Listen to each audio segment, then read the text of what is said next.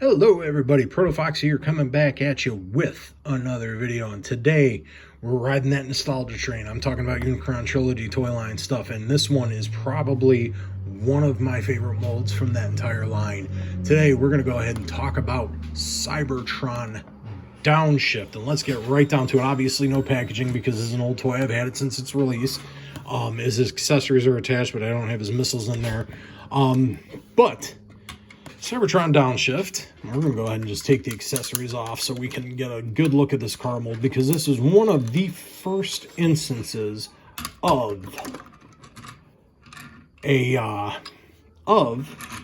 more classic car mold in the a classic muscle car mold, I should say, in the Transformers line. This is one of the earlier instances, you know, from 2005. What we got here, which here, let's get a close-up here of the car as I was rotating it. So a classic ragtop style muscle car. The back end is an unofficial approximation, what I would believe to be a early 70s Plymouth Barracuda. With the front end here, we got the exposed engine block stuff going on, with the front end here being more, I want to say, a late 60s Chevelle. You can correct me in the comments if I'm wrong, but the way the front end works here, it reminds me of that, or maybe even like a Plymouth. Would it be Plymouth? No, Pontiac, not Plymouth. No, yeah, no, because Plymouth was the Plymouth GTX was straight front end. The Pontiac GTO, I believe, had this, so I believe that was a GM thing. But a late 60s GM muscle car. I want to say either the GTO or a Chevelle.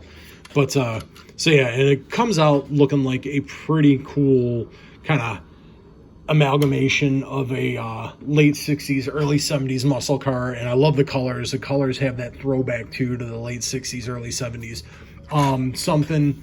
I don't want to say I'm a big car nut, but I grew up in a car family, especially with older muscle cars kind of stuff. So I've done some work on them, and stuff like that. I've been around them for a long time. So this is something that, while I myself never got into doing muscle cars because that was just a very, very expensive hobby that my family took in, and had a few expensive hobbies. One of the ones that I jumped into was motorcycles. So I stuck with that and didn't jump into the cars, but I did, help work on them when family members were working on them and stuff like that. And of course I drove them. A lot of fun, loud, fast, very exhilarating stuff. And this, it just kind of hits that kind of right note. But here, again, we saw I had his accessories on. We'll go into that here for his vehicle mode, because he does have gimmicks in his vehicle mode. You have the Cyberplanet key, and this is a cool little nod here, because a lot of the Cyberplanet key gimmick stuff, the ports were actually right out in the open, very readily accessible. This one here actually did a clever little slot hideaway right there. You can see it with and very little bits of translucent plastic, but it's very solid. And this is actually the roof here painted on. And if you get a real good look at it, it's even textured like how an old muscle car ragtop would look. But that's all painted on the translucent plastic, and it's pretty solid, stuff like that. But again, gimmick here, Cyberplanet key plugs in, and all of a sudden we get a grabber claw looking thing popping out of the front end here. And then you can take his two blasters here, which again, missiles are packed away. I didn't misplace them though. I know that for a fact. They were packed away. But, they port on to the side. Now you'll notice with these blasters, these missile launchers, each side has a minicom port. This one here is meant to be the handle, but they port on to the sides. So now he has this, really wild looking attack mode going on here, and just looks really, really cool. Again, this hits all the right notes for me, because it's a cool looking car. I actually really like the colors. The almost, I don't want to say puke green, but close enough to it. But the puke, no, we're not going to say puke green. It's not toxic green. It's just a green, black, silver. Got the Autobot symbol on the hood. Everything looks really cool.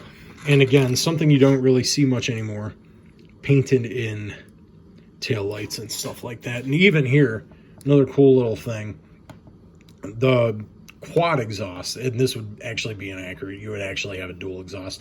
You could put, and here I'm going to nerd out, because you could put smaller quad tips on them, and I think some people did, but most of the time you just saw 2 straight tips coming off the back. But anyway, I digress. Car nerd out of me here.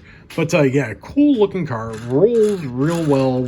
Pinned in wheels. Everything's painted and decoed really, really nicely. But we're going to go ahead, pop all of that stuff in, and we are going to go ahead and get him down to robot mode, because the robot mode is super, super cool. So, okay.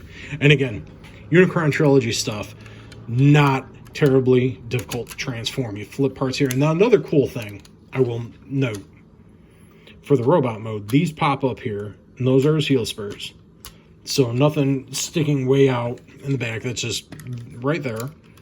Get the feet out, put that down, and then what is really cool about this is these open out, you know, they come out for the arms, and they open like an actual car door would open. It would be even cooler if the whole assembly would come out, but that wouldn't work for robot mode.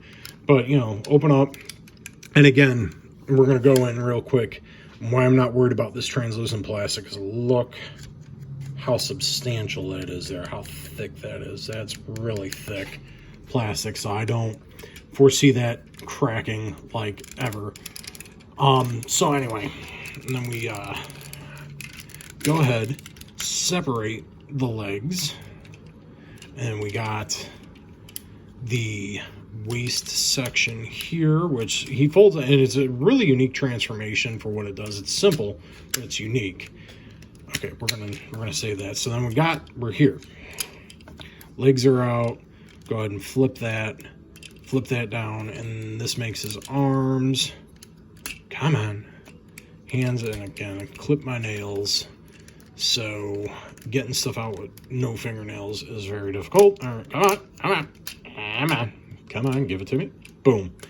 So arms come down there, and then we are here, and this is a really cool reveal because that just comes down, head pops out, and boom, we have Cybertron Downshift in his robot mode. And further, let's get a look at the detail, because, and again, the head itself is actually based on Generation 1 Wheeljack, and you'll notice that the feet also do kind of the Wheeljacky things with the Lancia Stratos thing going on, but this is just a lot of cool sculpted in detail, nice paint apps, everything here. The translucent plastic doesn't feel like it's gonna just be frail and break apart. Everything works really good. Articulation for 2005 era stuff, pretty okay, decent. We got, shoulder rotation here from the doors. We got elbow bend, no bicep swivel, no wrist swivel. The head is impeded by these hoods, by these segmented hood scoops here. So while it can turn, it only goes that far, which is unfortunate.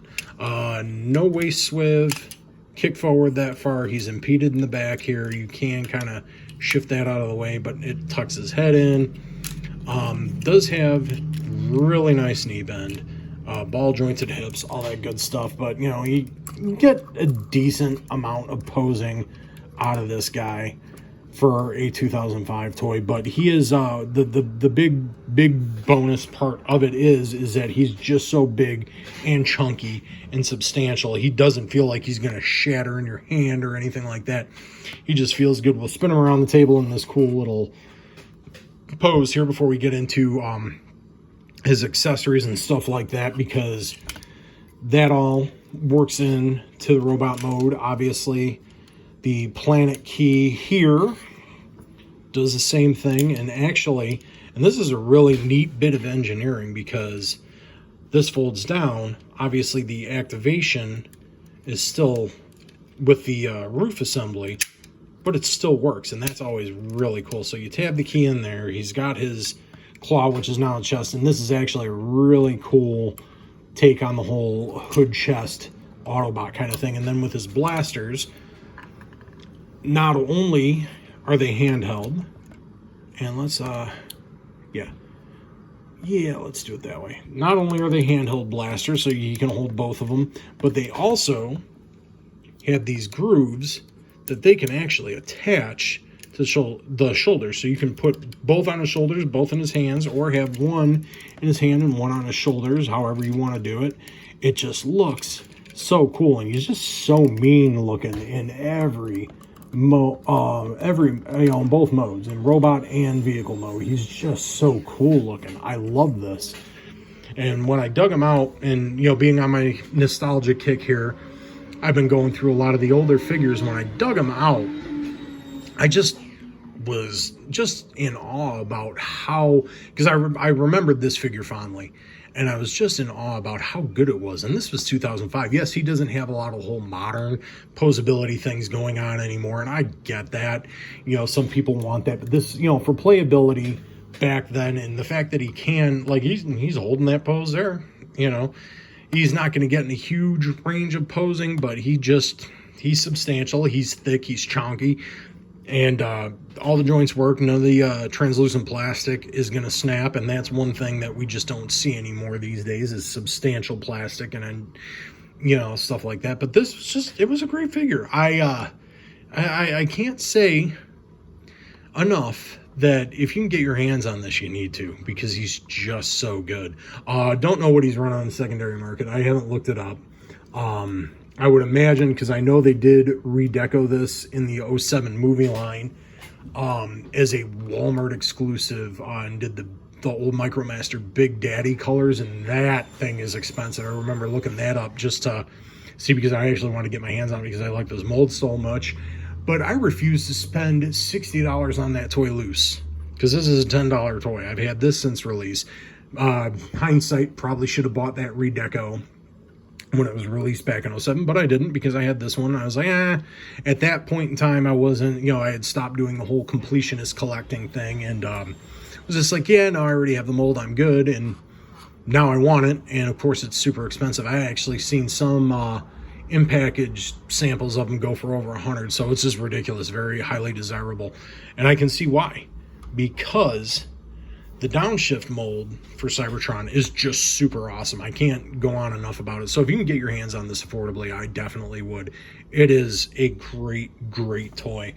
All that being said, hopefully you liked the video. If you did, give it a like. If you did, shoot subscribe my way. I'd greatly appreciate it. I will say unto you this: be kind to yourself and fellow human beings, because life's too short, so play on, and I will see you in the next video.